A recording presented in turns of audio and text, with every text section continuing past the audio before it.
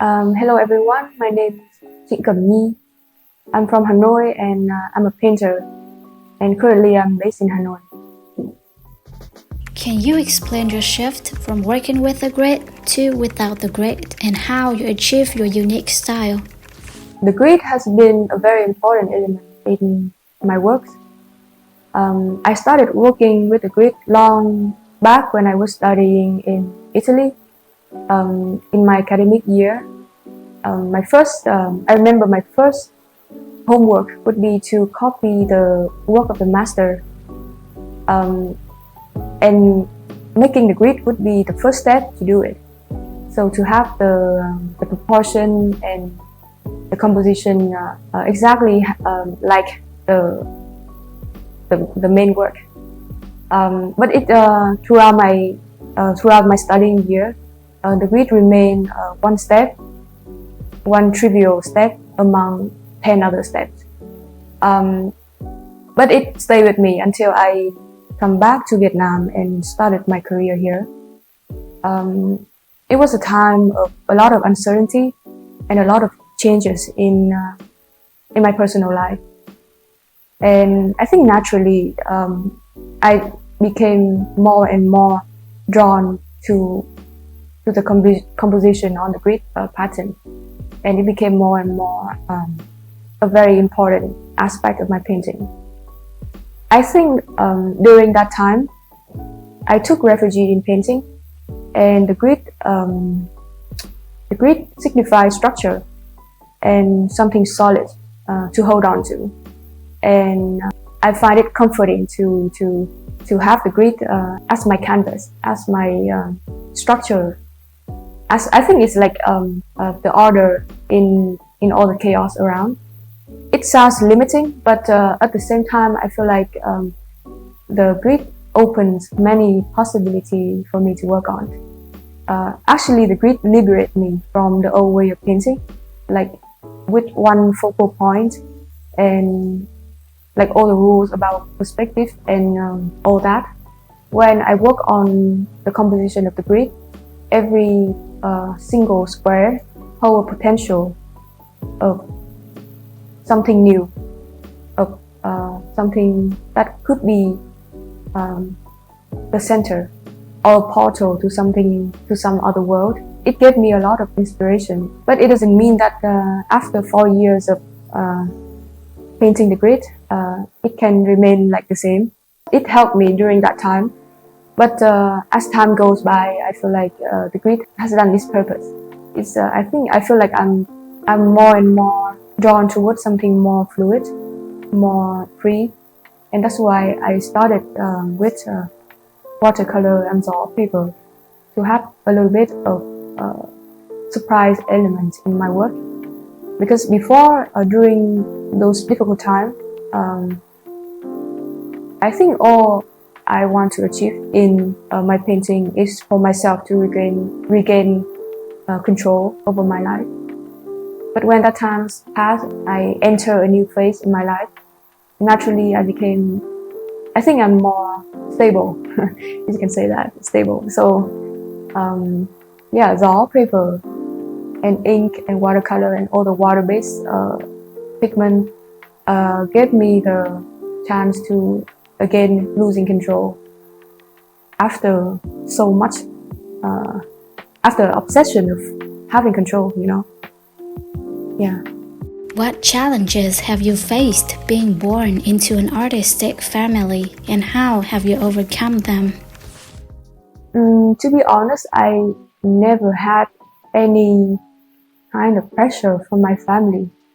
I'm really grateful to be born in such a artistic and traditional family, very Hanoian, very Vietnamese. And I think it's a beautiful thing that every single member in my family treasure art. I think I internalized all of that, and I became the person that I am today because of the environment that I was raised in. No pressure whatsoever. It never occurred to me that I have to act a certain way to carry my family's legacy. Like, it's not like a burden, It's more like a source of energy for me. And my father actually encouraged me a lot to be a painter, to be a proper artist, to have work ethic, to look at life in a manner that is inspiring.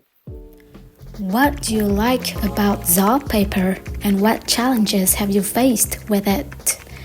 And how do you address those challenges, and what techniques do you use with different materials? So gió paper has a very long history in Vietnamese folk art. It's a traditional paper made in a lot of villages, and from the inner bark of gió tree, I think, it carries with itself a lot of context when we talk about gió paper, because gió paper is evident in đồng hồ paintings, and đồng hồ paintings is embedded in the Hanoian family culture. People buy gió painting, đồng hồ painting as a gift, as good wishes for Tết holiday, as a decoration for worship places, and like decoration for the house. And it usually depicts the mundane life, the activity, the games of the children. I think it evokes a lot of sense of innocence, not only from the context, from the story that it tells, but also from the style of painting that carries the spirit of innocence. I think gió paper inspired me a lot to think about childhood, think about my own past, and how memories evolve through time. Yeah, it's very inspirational. But I think my main challenge would be to not letting the need for control take over, to let go and to be ready for surprises, because I've been working on a lot of different kinds of gió paper, and each kind give a different effect, and how the watercolor and the ink dry out and give the very surprising and totally different from my imagination before. It's a beautiful thing, but it's also a challenge for me to actually accept those moments of surprises. I don't think that I have any like special techniques. I think I do it like normal, like any other painter who work on gió paper would do. Actually, I'm quite an amateur on this aspect, so I would just go with my intuition, and I still work on the grid. I think the grid is something very Western. It's a Western kind of making work, because the grid actually is a very important element in modern art. When the grid appeared first in the beginning of the 20th century, it was the beginning of abstraction itself, and it was a turning point in modern art in the West.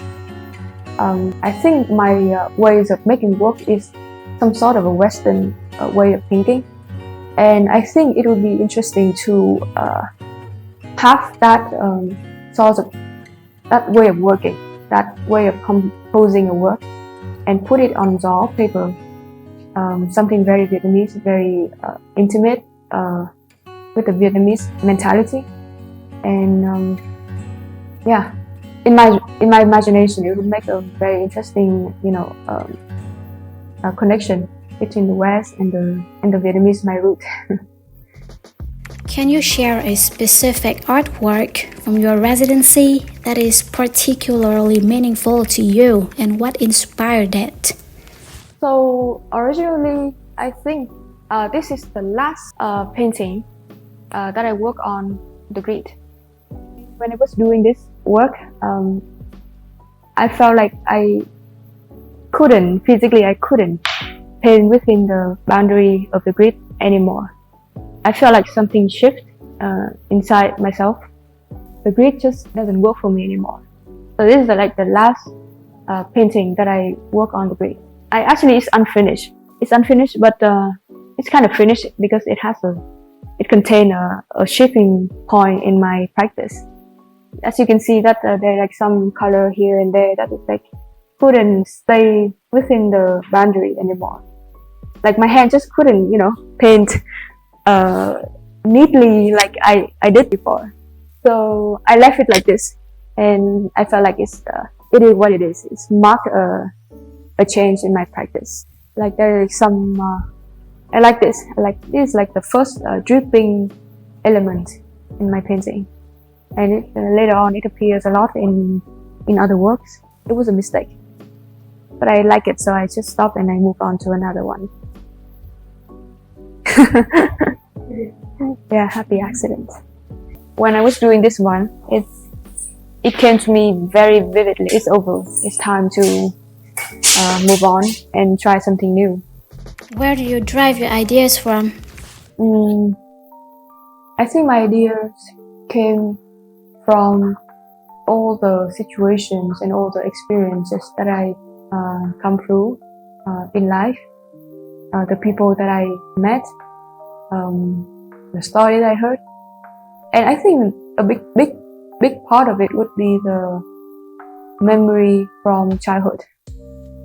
People talk a lot about my father and my grandfather because they're all artists, and I do got inspired a lot by them. But I am also inspired by the women around me, my mom and my grandmother, and their life and suffering and their past too.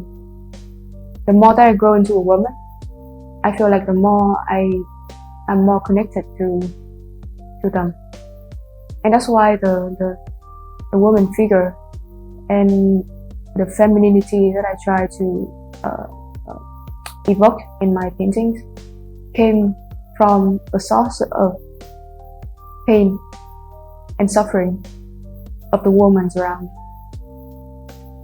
Yeah, because a lot of people ask me about my father and my grandfather, like from my father's side, from my father's family, everybody is an artist, is well known and, got a lot of attention.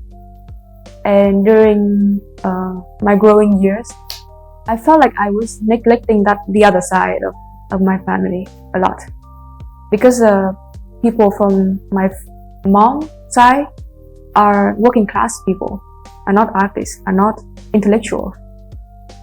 But I think they carry in themselves a lot of story and a lot of trauma. That's why I started thinking about intergenerational trauma and how pain and trauma and suffering carries through generation.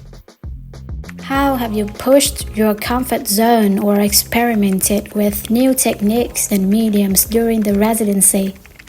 I think first and foremost would be to put yourself in different scenarios in somebody else's life, and to imagine their situation and their own suffering. Because I think I have a pretty peaceful life and nothing really happened to me, So when I talk to people, when I talk to my mom and other relatives and listen to their story, and actually think about it and feel it, it put me in a very different perspective. And I think all that will eventually influence my way of working and my topics in general. To push the boundary in terms of composing, I think I try not to think too much before starting any work. I would just sketch a lot and see how the material turns out and improvise. So I think that's why the word ritual came to me, because ritual is when your body, your action leads your thoughts. For example, when I paint the grid, I actually don't think about anything at all, and I just focusing on making the grid itself. And in that action, in that ritual, I think embedded thinking, and it goes both ways. It must comes from action first, from the act of painting something first, and then everything will turn out and to make a painting. How does VAC support you in your residency? I'm very grateful to be able to join VAC's residency as the first artist, because originally I work and live in Hanoi, and having a residency also in Hanoi I think would be a very interesting start because I never joined any residency before, and I felt like I already have everything that I need in my studio, and so what's the need for another studio, But when I actually joined the residency, I realized that having people to discuss about your work and having people to help you with your work and actually have a studio outside of where you live is so important. And I think a residency would be a very great opportunity to any artist, even if they are like near or far, And the change of location too, very important. Have any specific aspects of the residency's location inspired your current projects? So my favorite aspect of residency's location would be the lake itself. VAC is really near the West Lake, and every day when I go to my studio, I would drive near the lake and feel the breeze of the lake and the nature all around. And I think the effect of water and the flow in the wind really affected my work, because actually I'm working a lot with water. I'm working with water-based color on raw paper, and how it affected the paper, the effect of water flowing. I think, and the rain too. We are like in the beginning of summer, and there's so many sudden rain around the neighborhood. I think everything makes sense to me because I'm working with this medium and the nature changing. I think unconsciously I'm very affected by all of that.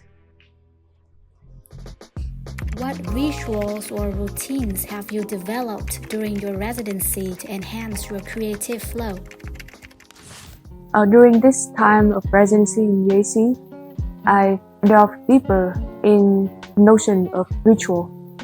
And the notion of ritual actually very vivid in the way that I make the grid, in the repetitive act of painting each square.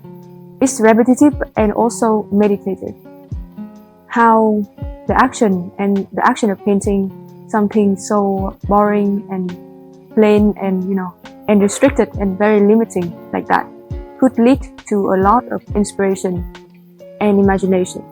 Various kinds of composing of painting. So first of all, it would be ritual. Second of all, when we talk about ritual, we will always think of something religious, but that's not my intention. My intention would be more about looking inward, redirect the gaze of the viewer and myself inward, and how composing on a grid structure redirect that gaze from one focal point to many points on a canvas and eventually inward. I think the second important theme in this line of work would be the act itself. It came to me very, very suddenly and naturally one day when I came to my studio and looked around and I saw the ostrich egg that my aunt gave me. It stayed in my room for a very long time, and it never evoked anything to me until that day. And I decided to put the egg as a central figure, as a central image in my practice during this time.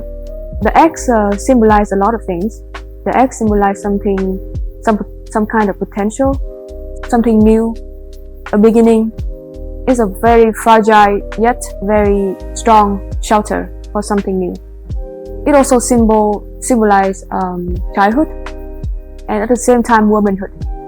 So the eggs hold it in that very simple shape a lot of notions, and it can tell a lot of different stories. So it was very inspirational for me, and I used the eggs as a main source of main image to work on, the main element to work on during this residency. And from the eggs leads to a lot of ponders about innocence, intimacies, and I think it manifests in my work in a lot of ways, in how I paint, but not in any specific ways of storytelling, as it's more abstract than that. And that's why I used also raw paper as my main material, because raw paper carry in it a lot of notions of intimacy. I feel like it's closer to nature itself. It's handmade, first of all, and it comes from a very specific trees in Vietnam. Yeah, all of that evokes some sort of thinking about innocence to me, childhood, and of course womanhood, because I'm a woman. Yeah. What poem of Bùi Giáng resonates with your works? When you use the curtain, right? You want to separate your inner home with the outside world, but the semi-transparent curtain actually it covers the world, but at the same time it reveals the world in a more interesting way, in a more abstract kind of images. So I feel like that sentence alone evokes a lot of imagination to me personally. Bùi Giáng is my all-time favorite poet, and one of his poems gave me a lot of inspiration, and it also resonates with my current works, the works that I've done before. So it's a very interesting poem, and one part of that poem talk about a curtain that actually distort reality, actually reveal reality in a more beautiful way. It's called nửa rèm tuyết ngậm sương pha. Nửa rèm, it's like half of the curtain cover the scenery, but at the same time hold all the scenery in and of itself in that curtain alone. Yeah, so yeah, that's a very interesting sentence. So the poem is called 2345, and it resonates with my other works because it talks about how everything in nature and also in our body are divided into many parts. Rung rinh hai trái mận tròn, một chia dâu biển, một còn giữ nguyên, rằng từ tượng thể thiên nhiên chia làm hai mảnh của riêng đàn bà, thì trong cõi bỗng chia ba, đổi làm bốn lại hóa ra năm, vào sâu giấc ngủ nghiêng nằm, đất đau khổ dựng hiên thềm hội hoa. Yeah, it's about dividing. It's about everything's being divided, and it reminds me of how I divide my painting into very, very small fragments of colors and of stories. I hold this poem very close to my heart. Yeah.